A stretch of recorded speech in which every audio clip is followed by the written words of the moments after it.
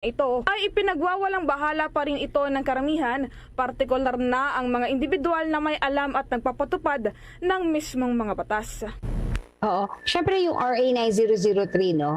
Ang lahat ng nagli-litter ay meron tayong anti-littering law on a national level. At doon din sa mga local na mga lugar ay meron kanya-kanyang local ordinances on littering. No, so may anti-littering ordinances yung iba't ibang lokal na po pwedeng doon ikaso. Pero syempre nga, dahil yan ay araw ng eleksyon, ay walang nakakaisip na, ay meron palang kaso to, ay in violation pala to ng isang batas. Yung gano'n. Kasi wala naman nagpapatupad at wala naman nanghuhuli. Kung sabihin nga natin, no, walang nanghuhuli on the election day. Kaya malaya yung lahat na parang normal na sa kanila, yung pagkakalat na yan. Actually, yun lang action kahapon ay pwede itong idulog sa barangay. Pwede rin sabihin sa mga kapulisan na, oy, nagkakalat siya, oy, nag-litter siya. Meron niyang alam nila na meron kaparusahan ang mga ito. So ganun lang yung mabilis kagad kasi nandoon naman silang lahat sa area. Pero yun nga yung isa sa kinalulungkot natin na itong mga may alam ng batas at nagpapatupad ng batas ay ini-ignore nila yung mga nakikita nila na pagkakalat. Samantala, nanawagan naman ng Eco Waste Coalition sa lahat na magsimula ng maglinis ng paligid at magligpit ng mga kalat na tayo rin ang may dahilan. Ngunit pinaalala niya na lahat ng cleanup operations na gagawin ay dapat na alinsunod pa rin sa mga environmental laws sa bansa tulad ng pag-recycle at pag-iwas sa linis tambak at pagsusunog ng basura. At para sa The Vote 2022 coverage ng Bombo Radio at Star FM, ito po si Bombo Marlene Padiernos nag-uulat para sa #1 radio network in the country, Basta Radio, Bombo! Ako muna tayo dyan sa bahagi po ng Pangasinan dahil may issue ng umano'y massive cheating. Alamin natin ang follow-up report ng Bombo Radio Dagupan. Yes, Bombo Dennis, ilang political clan pa rin sa lalawigan ng Pangasinan ang nanalo sa pagka-alkalde at vice-alkalde sa katatapos na local and national elections. Sa bayan ng San Fabian, panalo ang mag-asawang sina Marilyn Agbayani at asawa nitong si incumbent Mayor Constante Agbayani. Panalo rin ang magkapatid na sina Ayoy at Bogs Resuello sa San Carlos City. Hindi rin nasayang ang pagtakbo ng mga Peralta na sina Riza at Philip sa bayan naman ng Balunggaw. Panalo naman ang dating artista na si Nina Jose Quiambao na asawa naman ni incumbent Mayor Cesar Quiambao. Parehong Celeste rin ang nanalo sa bayan ng Bulinaw na sina Alfon at Richard Celeste. Panalo rin ang mag-amang si Alaminos Mayor Brian Celeste at ama nitong si Arthur Celeste bilang kongresista ng unang distrito ng Pangasinan. Sa bayan ng San Manuel na naig din ang mga Perez na sina Kenneth Marco at Alain Jerico. Nanalo rin bilang kongresista ang ikalimang distrito ng Pangasinan ang mag-ama na sina incoming Governor Ramon Monmon Gico III at si Ramon Gico Jr. Okay, Kabilang rin sa mga nanalong kandidato sa kabila ay kilalang pangalan sa larangan ng politika ay sina 2nd District Congressman Mark Cuangco. Bombo Laimi, sino yung binabanggit mo dyan sa headline na nagkaroon ng massive cheating? Sino yung inaakusahan dyan?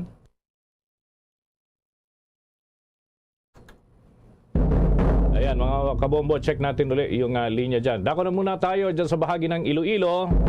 Dating DOH Secretary Garin panalo sa re-election bid bilang kongresista doon sa Iloilo. Yung mister nito at sister-in-law, pati na yung mother-in-law, panalo rin. May balita ang Bombo Radio Iloilo.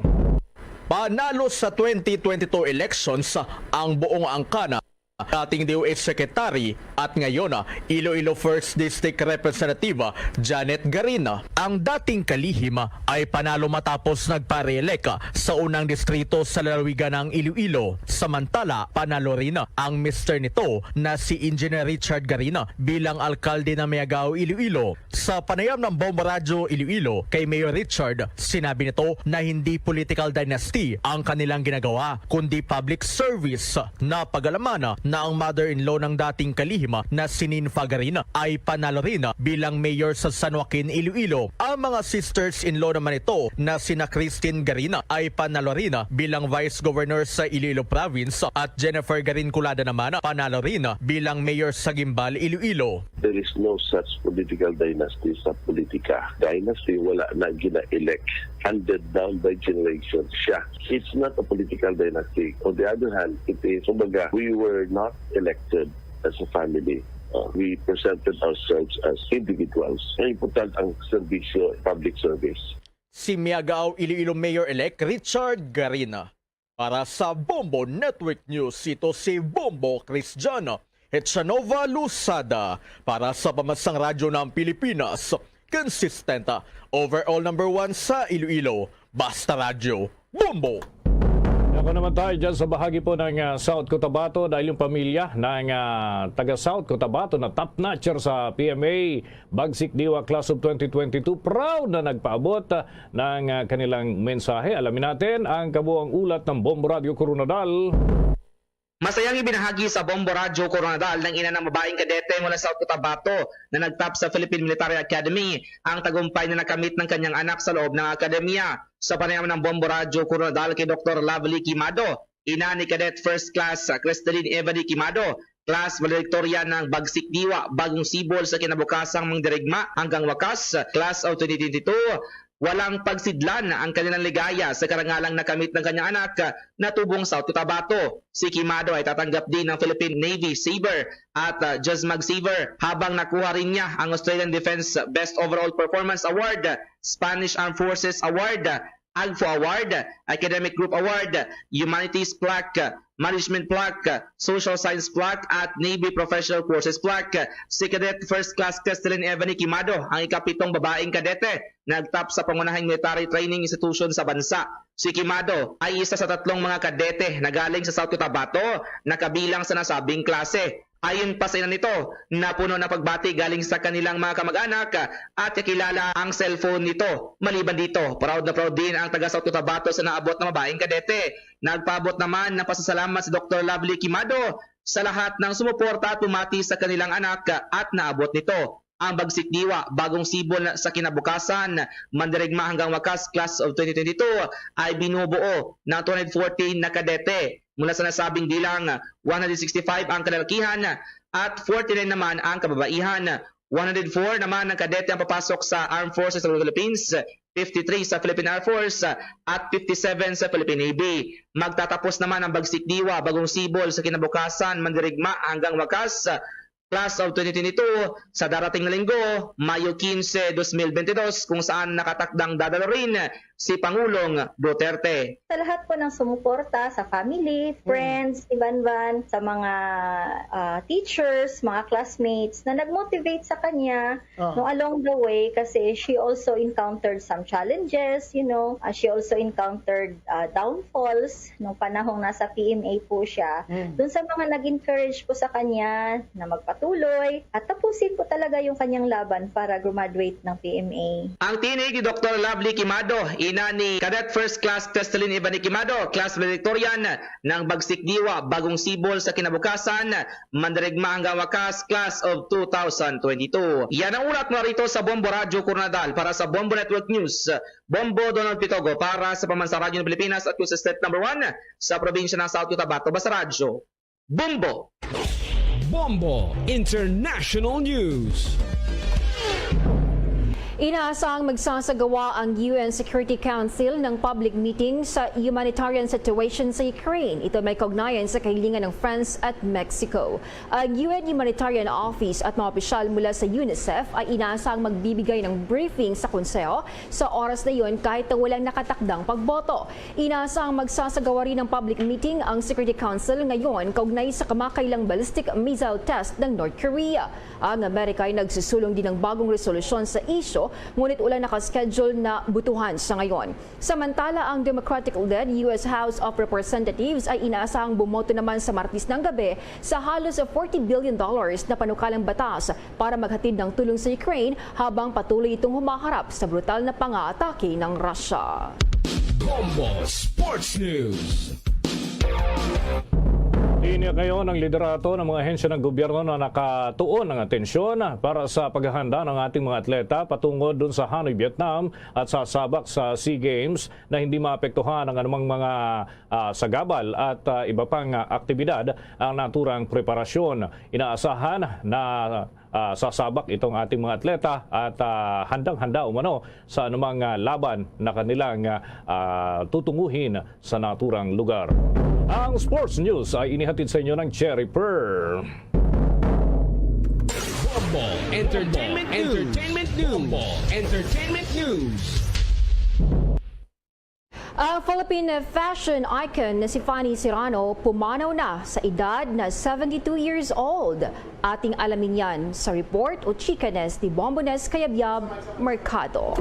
Time check muna tayo, Bombo Jane. At oras natin sa buong kapuluan, 32 minuto makalipas ang alas 12 ng tanghali at kunin na natin ang hinihintay na report. Sapagkat marami ang nakakakilala at nag-aabang dito kay Fanny Serrano. May balita nga si Bombo Nes Kayabyab Mercado.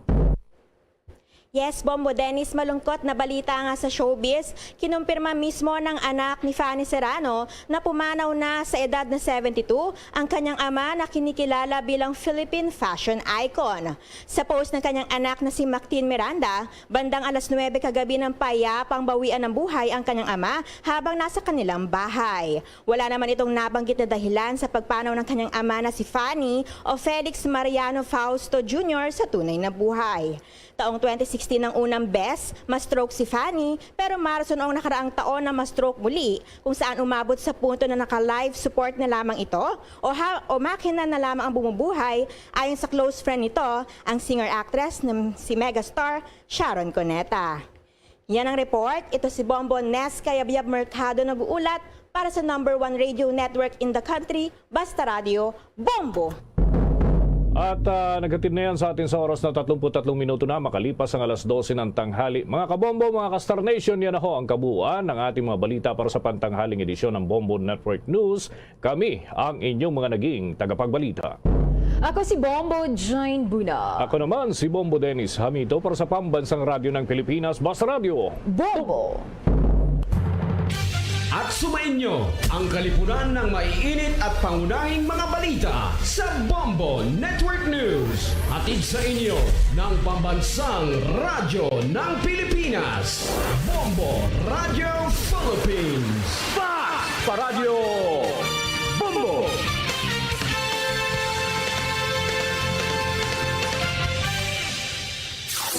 Limang dekada nang nagtataguyod ng katotohanan. 5 dekada nang nagtatanggol sa mga mamamayan. Patuloy na nagsasaliksik at mabilis maghatid ng mga balitang siksik at malaman. Patuloy na nangunguna sa mga issue, drama, promo at serbisyo publiko. Ito ang Bombo Radyo Bacolod, ang pambansang radyo ng Pilipinas. Sa Radyo Bombo! Bombo Radyo Bacolod. Sa Radyo Bombo! Balik na mga kabayan sa ito na pangalaga diri sa palatuntunan Bumbuanay sa Udto. 38 minutos sa nakaligad sa tagnang alas 12 bago lang nyo nabatian ang Bumbo News Center. Sa aton nga Bumbo Network News. Sa aton nga pagbalik banwa daw mangin kaupo naton ang napilian man nga mayor sa Banwas ng